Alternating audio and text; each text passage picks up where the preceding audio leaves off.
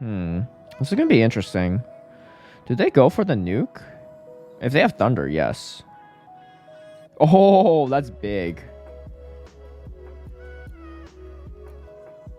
Are we bullet punching this thing down? I'm gonna make a no shield call. All right, nice. I think we need to go straight bullet punch down. I don't know. I have a lot of energy though. Oh, I might have misplayed this. I easily could have thrown so many moves here. Oh, I misplayed this hard.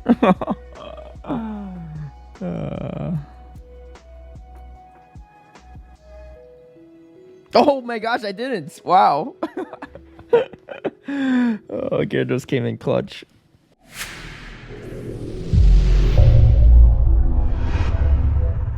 Hey everyone, so I'm sure a lot of you don't have level 50 Master League Mons, especially that are Legendaries and Mythicals. And you might be wondering, is it possible to run a budget team in Open Master League and still have success? So look no further, I decided to give it a shot myself. Overall, my win rate was around 60% with this team, but it is quite a lot of fun to beat Open Master League teams full of Legendaries and Mythicals with completely budget picks. So the team I ran was a Swampert with a Metagross and Gyarados. And they're pretty cheap to make given how many have spawned since XLs were introduced. Before we get into the battles, a big shout out to all my patrons who've been supporting my content creation. If you would also like to have early access to my strategies and lineups, as well as my various guides on how to use these teams and additional behind the scenes footage, feel free to sign up in the Patreon link down below.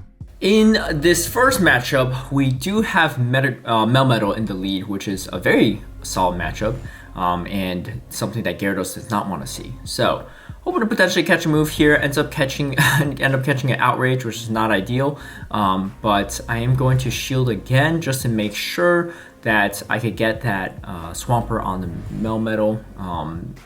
Metagross is not bad against Melmetal either, but Swampert's just a little bit better in my opinion. Alright, so I'm just going to throw these Aqua Tails, do as much chip damage as possible, potentially maybe even put it in Hydro Cannon range. It's going to be a little bit short, but I'm going to throw the Hydro Cannon and they're going to throw a Superpower and probably dip, but luckily we did CMP there, and they're going to burn their first shield, and they end up coming in with their own Melmetal, or Metagross, and they no shield, and then I'm going to let this Meteor Mash go and finish off the Melmetal there. So not a ton of Legendaries or Mythicals themselves. A lot of other people might be running budget picks too, but we do run into a lot of all Legendary teams or all Mythical teams as well. So this is a really tough matchup for the back end, so you definitely want to get your Metagross away from this. This opponent is actually just baiting straight with Ominous Winds and actually giving my Swampert a win con. I think if they go straight Shadow Ball, they're fine here, but they decide to just bait and ends up working out in my favor. And now I have the Metagross against the Lugia, which is a very solid matchup.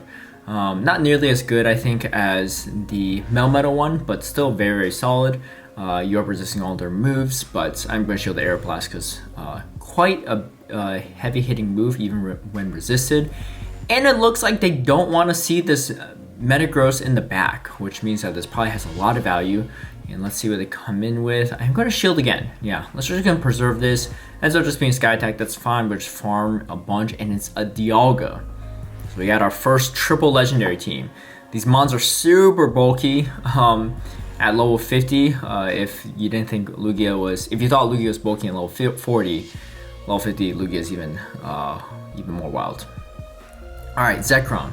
You would think a ground type against a electric type is pretty solid, but these Dragon Rats are really adding up, and this is going to be a very obvious crunch, so I'm going to no shield it. But the problem is, as long as they shield these Earthquakes, they're in a good spot, so I am forced to actually swap to my Metagross here, which is not ideal because these crunches aren't going to be super effective, and I am throwing resisted bullet punches as well, and then they actually come in with Lugia. So this is not too bad for me. I'll definitely take this matchup here. It does help me get rid of Lugia, and this is my best matchup against Lugia.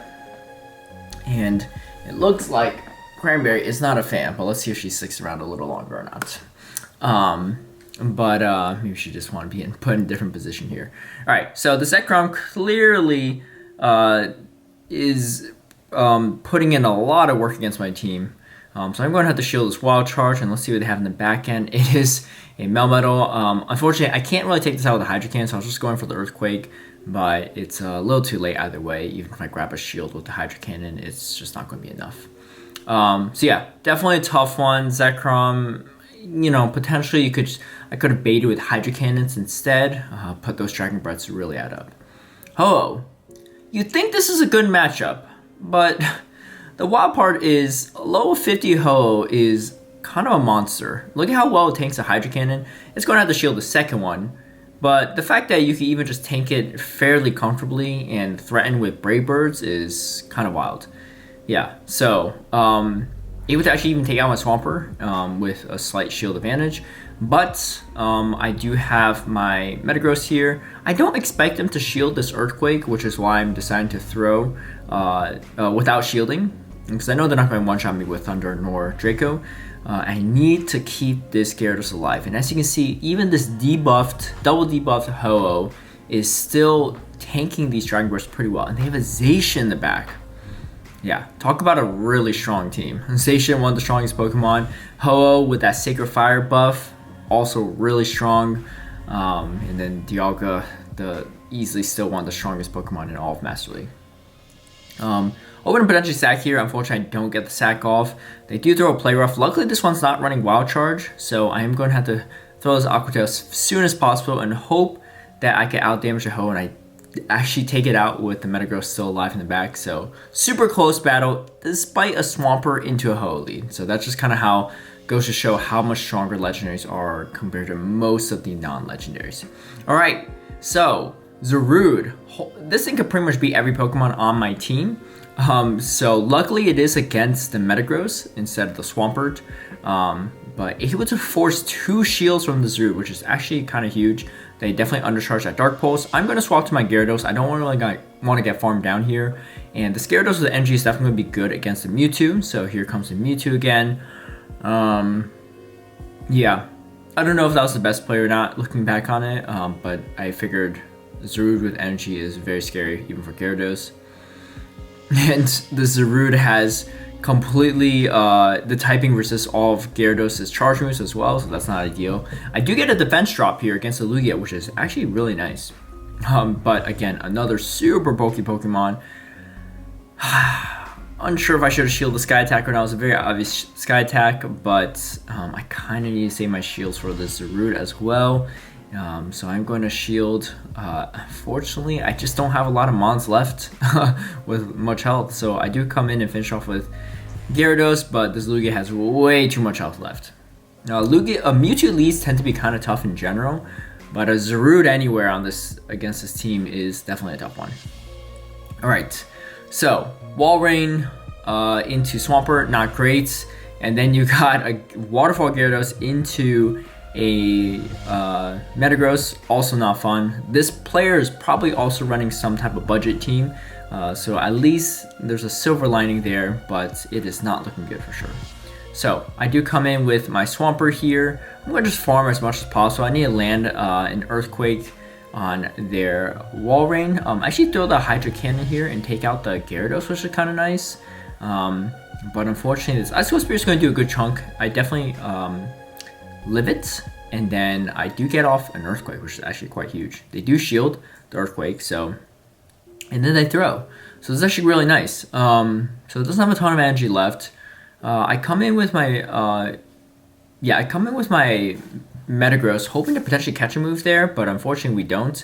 And it's going to be a Sylveon. So Sylveon resisting all this Dragon Breath damage is not going to be good for me. If I had Waterfall, it would be a little bit better for matchup. So what I'm counting on is the Walrein not having a lot of energy. I know I live a Moonblast or Psyshock, so I'm just going to Bullet Punch down, but the Sylveon actually throws their energy there. So now I just need to hope that this Meteor Mash KOs the Walrein.